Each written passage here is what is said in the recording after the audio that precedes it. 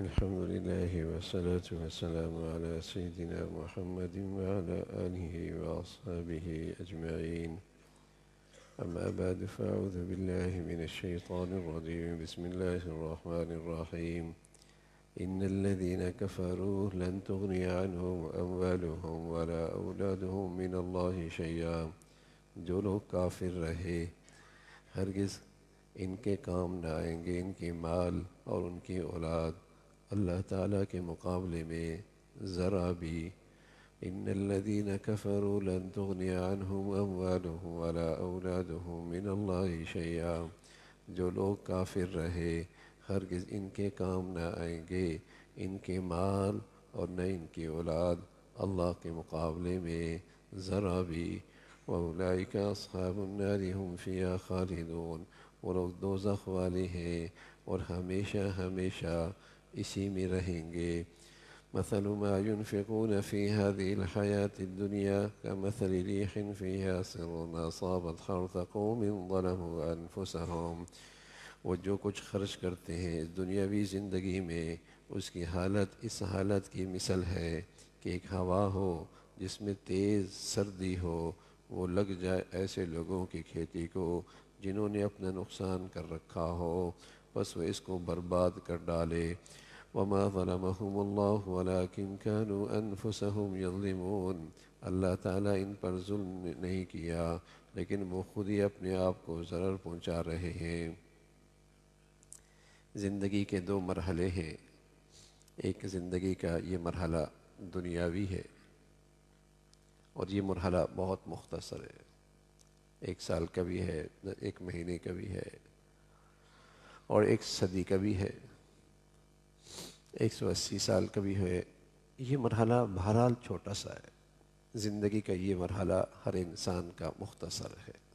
عموماً اس امت کا جو زندگی کا پہلا مرحلہ ہے وہ 60 سال 65 سال اوسطاً یہ زندگی کا ایک مرحلہ ہے. لیکن زندگی کا دوسرا مرحلہ نہ ختم ہونے والا، بہت طویل. امام غزالی رحمۃ اللہ علیہ فرمانے لگے اس پوری دنیا کی خلا کو، زمین و آسمان کی اس خلا کو رائی کے دانے سے بھر دیا جائے. 7 بر اعظم کو، 6 بر اعظم میں آبادی ہے، 6 میں نہیں ہے، 7 میں نہیں ہے. 7 بر اعظم کو اگر رائی کے دانے کے برابر اس زمین و آسمان کے خلا کو بھر دیا جائے، یہ ایک مسجد کی بات نہیں، سارے بر اعظموں کو، سمندر، دریا.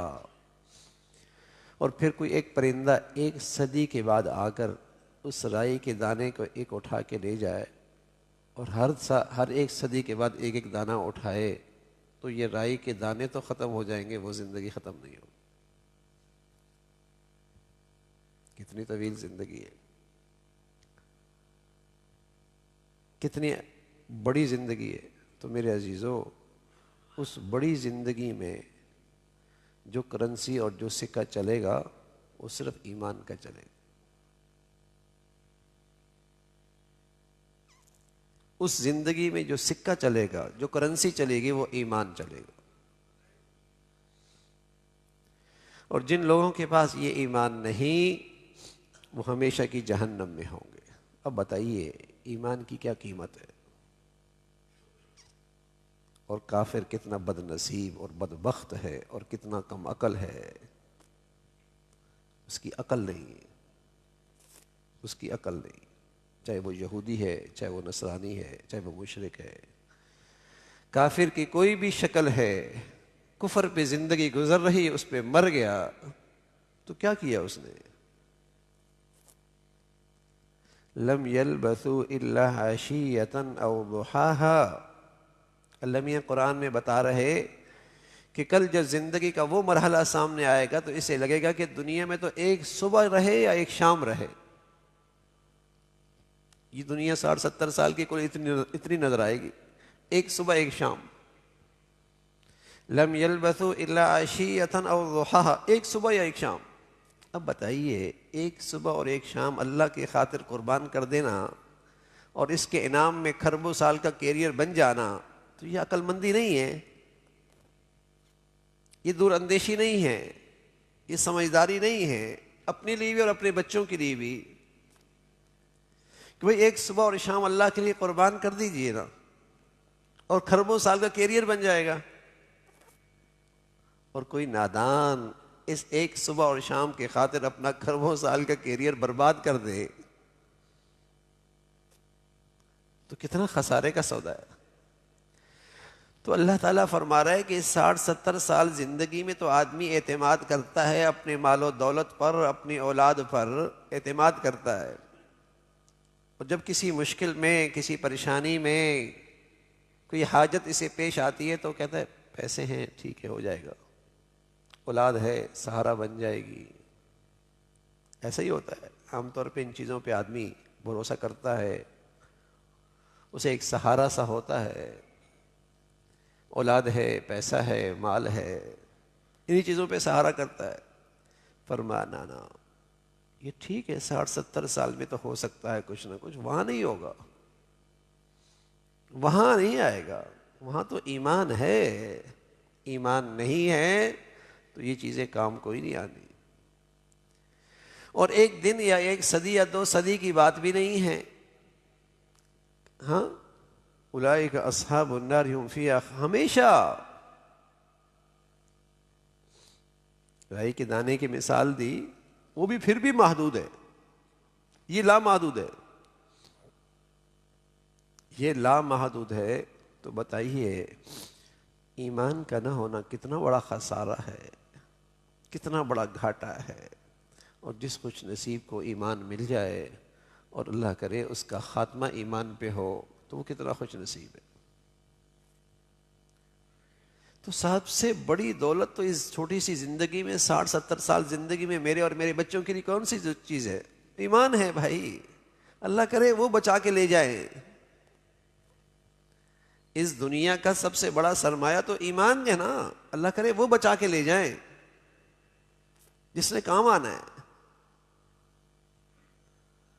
تو اس لیے مسلمان جو سمجھدار ہوتے ہیں، دور اندیش ہوتے ہیں، وہ اپنی ساری دنیاوی زندگی کو ایمان کے تابع رکھتے ہیں، کہ دنیا کو یوں لے کے چلتے ہیں کہ ایمان محفوظ رہے۔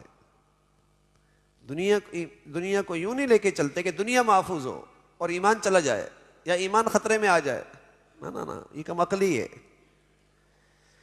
وہ دنیا کو یوں لے کے چلتے ہیں اپنے لیے اور اپنے اولادوں کے لیے، اپنے گھر والوں کے لیے، کہ ایمان ان کی سب سے بڑی ترجیح ہوتی ہے کہ یہ محفوظ رہے، اس کے لیے کوئی خطرہ نہ ہو، میرے بچے اور بچیوں کے لیے ایمان کی زندگی کہیں خطرے میں نہ آئے، یہ سب سے بڑی ترجیح ہے۔ اس کے ساتھ دنیا مل جائے، دنیا اس کے تابع ہے، اس دین کی، ایمان کی حفاظت کے ساتھ دنیا آ جائے، مبارک، ٹھیک ہے۔ لیکن اگر نہ بھی ملے تو میاں ایک صبح اور ایک شام کون سی مسئلہ ہے، گزر جائے گی، روکھی سوکھی بھی گزر جائے گی، یہ گزر جائے گی، لیکن خدا نہ خواستہ ایمان نہ رہا تو وہ کیسے گزرے گی؟ یہاں تو آدمی کہتا ہے نا پریشان ہو کے، یار مر جائیں گے نا، یہاں تو آدمی پریشانی میں کہہ دیتا ہے یار مر جائیں گے نا، تو میاں مر کے کہاں جائیں گے؟ پھر مر کے کہاں جائیں گے؟ تو وہ حقیقی زندگی ہے، اور فرمایا وہاں جو چیز کام آنے والی ہے وہ ایمان کام آنے والا ہے۔ اور یہاں یہ جو مال و دولت بغیر ایمان کے خرچ کرتے ہیں، جاہ میں، شہرت میں، نام و نمود میں، بے محل موقع میں مال و دولت خرچ کرتے ہیں، فرمایا یہ ایسا ہی ہے جیسے کہ کھیتی ہو اور بڑی سبز و شاداب ہو، اور اس پہ ایک ہوا چلے، اس میں ٹھنڈک ہو اور ساری کھیتی برباد کر دے، لہلہاتی کھیتی، سارا سرمایہ ڈوب گیا اس کا۔ فرمایا اسی طرح اس کا ہے، بغیر ایمان کے اس دولت کا حال یہی ہے، سب ڈوب جائے گا اور کوئی بھی نفع اسے وہاں کام نہیں آئے گا۔ اور یہ کوئی زیادتی اللہ کی طرف سے نہیں، جو اس نے بویا ہے وہ کاٹے گا، جیسے زندگی گزاری اس کا نتیجہ اس کے سامنے آئے گا۔ تو اللہ تعالیٰ بھائی ہمیں اپنی زندگی کی صحیح ترجیحات بنانے کی توفیق نصیب فرمائے، اور پوری زندگی کے دونوں مرحلے سامنے رکھ کر ہمیں اپنی زندگی کے فیصلے کرنے کی توفیق نصیب فرمائے۔ اللهم لك الحمد كله ولك الشكر كله. اللهم أعنا على ذكرك وشكرك وحسن عبادتك. نستغفر الله ونتوب إليك، نستغفر الله ونتوب إليك. سبحان ربك رب العزة عما يصفون وسلام على المرسلين والحمد لله.